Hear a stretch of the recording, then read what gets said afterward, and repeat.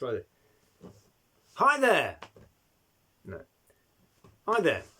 Vern Asbury here, guitarist to the stars. I've been lucky enough over the years to play on many cuts, care of my mates at TMS Productions, who co-write and produce many pop hits, including this one, which I'm about to do a quick tutorial on, which is Before You Go by Lewis Capaldi. I was lucky enough to play on the original version, some parts on that, and during the period of time when the song was having a big push to try and get to #1 in the UK, I got a call to do an acoustic version of it, just a guitar and Lewis's voice. I got the call when I was quite drunk, actually, and so for that reason I can't exactly remember what I played on the track, so it's just a bit of an approximation, really. I hope you can kind of get clues from what I'm about to show you, and work out more or less what I played and is on that record. But yeah, I mean, it's just a case of taking that loosely and doing what you want with it, really, and giving it your own kind of thing. So the first thing I would say is to get your guitar into dad-gad tuning, a nice rich open D tuning, so D-A-D-G-A-D, going from thickest to thinnest strings, and then stick a capo onto your first fret. Okay, so the song is really made up of two different styles. The verse is played with a kind of finger style, okay, and you've got this sort of thing going on. I'll try and bring my hands closer so you can see roughly what I'm doing. So you've got this.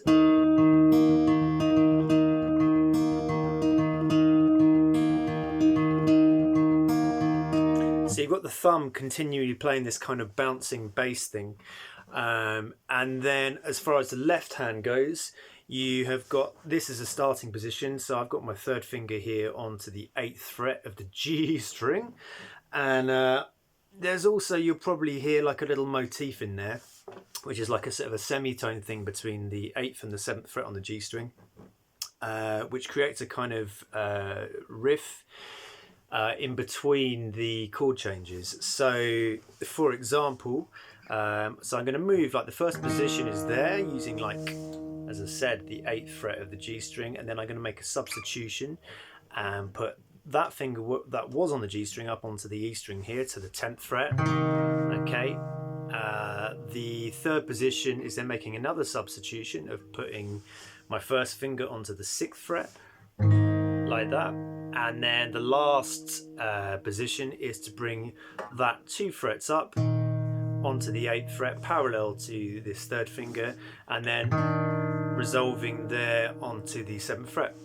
So the whole thing with that little semitone thing sounds a little bit like this.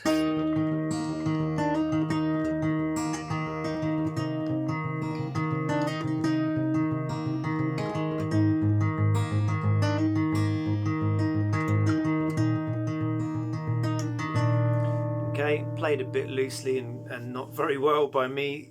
Should have been drunk when I recorded this. So that's the first part of the song. The second part of the song is sort of using a pick, and it's quite an aggressive kind of bouncy 6/8 rhythm. And okay, so the chord positions are, first of all, just here, or just a nice open D, or you can bring it up here onto the 8th fret if you want, just to give an octave as opposed to a 5th. The second position is up here onto the 12th fret. So that shape now is kind of the basis for the rest of the chords in the chorus. You've got the third finger here, sorry, the middle finger here parallel to the third finger on the 12th fret, and the first finger 2 frets behind it onto the 10th. Okay, and then you're going to slide that down to 2 frets, and the last position is just making that minor shape now into a major shape onto the 6th fret. So this first finger is now just 1 fret behind these 2 parallel ones, okay? And there's a minor chord in there at some point where it goes, I think, towards the end of the chorus, where you're just going to bring that into a minor shape like that. And then the last chord in the sequence is up here, back onto the 8th fret, and you can chuck in a kind of a suspended 4th if you want. Bit of Pete Townsend Pinball Wizard in there. So that's the whole chorus section. It sounds a little bit like this.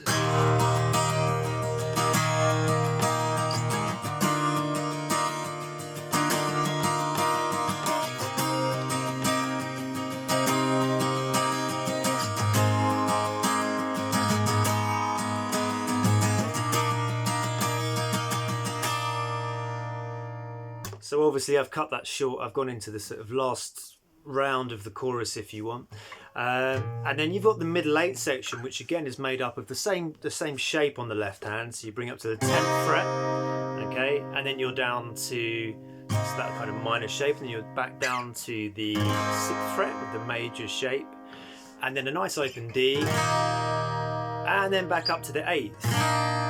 And you've got that going round and round, and it sounds a little bit like this. And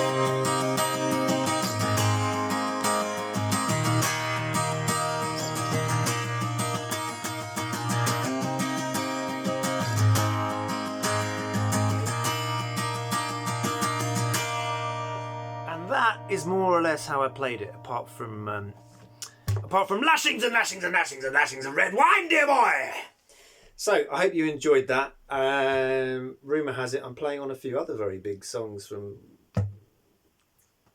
you know, that fella, and a few other cuts as well coming up soon too. But yeah, I do also do my own stuff. I thought I should mention it.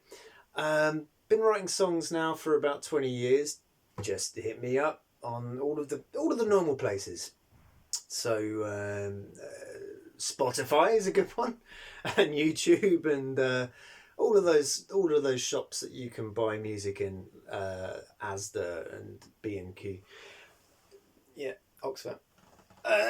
So yeah, if you like what you heard, then hit that subscribe button. That's what they said, don't they? Hit the subscribe button.